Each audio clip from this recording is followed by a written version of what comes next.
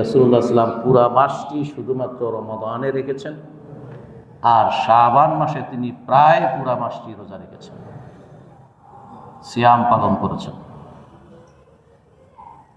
ওমা রাআইতুহু আকসারা সিয়ামান মিনহু ফি শাবান, রাসূল নিজেই, উম্মুল মুমিনিন নিজেই তার ব্যাখ্যা করেছেন, অর্থাৎ রাসূলুল্লাহ সাল্লাল্লাহু আলাইহি ওয়াসাল্লাম শাবান মাসের অধিকাংশ দিনগুলোতেই তিনি সিয়াম পালন করতেন। সহিহ মুসলিমের হাদিস। তাহলে এখান থেকে এটাই সাবেত হয় যে শাবান মাসের প্রায় অধিকাংশ দিনগুলোতেই সিয়াম পালন করা। তো আমরা কিন্তু একটা দিনকে পালন করে থাকি ঘটা করে। অন্য একটি রওয়ায়াতে রাসূলুল্লাহ সাল্লাল্লাহু আলাইহি সাল্লামের এই কর্ম সম্পর্কে আয়েশা রাদিয়াল্লাহু আনহা বলেন, লাম ইয়াকুন রাসূলুল্লাহ সাল্লাল্লাহু আলাইহি ওয়াসাল্লাম ইয়াসুমু শাহরান আকসারা মিন শাবান। এখানে আরো স্পষ্ট করে বলেছেন যে রাসূলুল্লাহ সাল্লাল্লাহু আলাইহি ওয়াসাল্লাম শাবান মাস ছাড়া অন্য কোনো মাসই তিনি এত বেশি দিন সিয়াম পালন করতেন না। আর আগের হাদিসে আপনারা শুনেছেন ইল্লা রমাদান, তবে রমাদান মাস পুরা মাসটি সিয়াম পালন করতেন। ফাইন্নাহু কানা ইয়াসুমু শাবানা কুল্লাহু, কেননা তিনি যেন শাবান মাসের পুরা মাসটি তিনি সিয়াম পালন করতেন। এবং বলতেন ওয়া কানা ইয়াকুল, এবং বলতেন খুযু মিনাল আমালি মা তুতিকুন, তোমরা যতটা তোমাদের সাধ্যে কুলায় তোমরা আমল করো, নেক আমল করো, ভালো কাজ করো, কারণ ফাইন্নাল্লাহা লা ইয়ামাল্লু হাত্তা তামাল্লু, কারণ তোমরা হয়তো নেক আমল করতে করতে তোমরা বিরক্ত হয়ে যাও, কিন্তু আল্লাহ সুবহানাহু ওয়া তাআলা তোমাদের এই আমল এবং তার প্রতিদান দিতে তিনি বিরক্ত হন না বা ক্লান্ত হন না। ওয়া ইন্না আহাব্বাল আ'মালি ইলাল্লাহি মা দামা ওয়া ইন খাল্লা।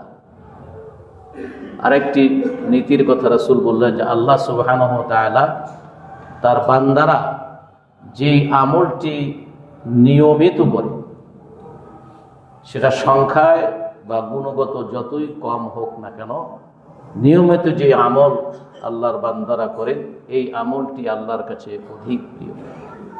ওয়া ইন্না আহাব্বাল আ'মালি ইলাল্লাহি মা দামা ওয়া ইন কাল্লা, যেটা যে আমলটি নিয়মিত করে তার সংখ্যা যতই কম হোক না কেন সেটা আল্লাহর কাছে বেশি পছন্দনীয়। সহিহ মুসলিমের হাদিস। এই মাসের আমল সম্পর্কে উসামা ইবনে যায়েদ রাদিয়াল্লাহু তাআলা আনহু তিনি বলেন যে রাসূলুল্লাহ সাল্লাল্লাহু আলাইহি ওয়াসাল্লাম এই মাসে কি করতেন। আন উসামা কুলতু ইয়া রাসূলুল্লাহ লাম আরাকা তাসুমু শাহরান মিনাশ শাহরি মা তাসুমু মিন শাবান, আপনাকে শাবান মাস ছাড়া অন্য কোনো মাসে এত বেশি দিন সিয়াম পালন করতে দেখি না। শাবান মাস ছাড়া অন্য কোনো মাসে এত বেশি পরিমাণ সিয়াম পালন করতে আমরা আপনাকে দেখি না।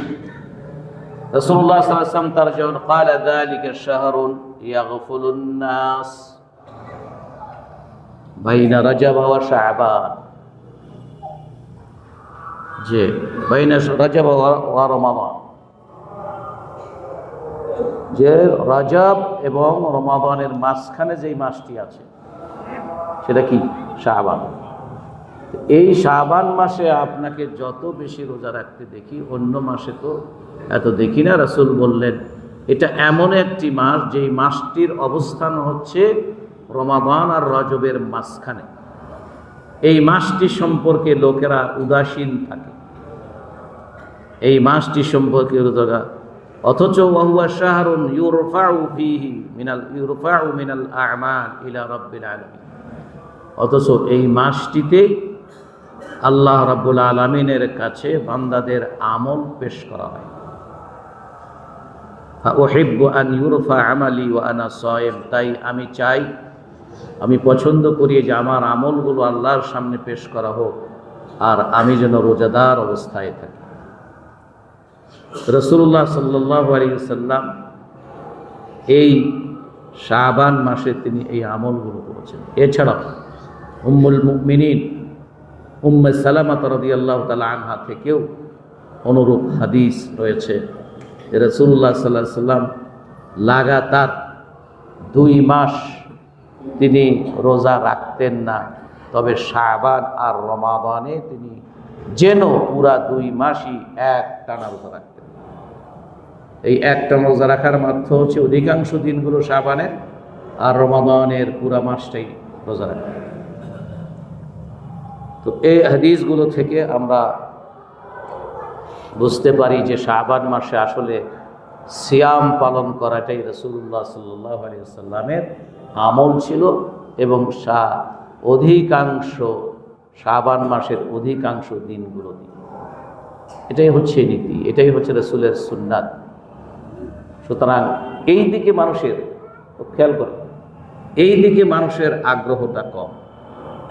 মানুষের সকল আগ্রহ এবং বলা যায় অনেকটা ঝাঁপিয়ে পড়ে হচ্ছে শাবান মাসের মধ্য রজনীতে, যেটাকে শবে বরাত বলা হয়, যেটাকে কি বলা হয়, শবে বরাত।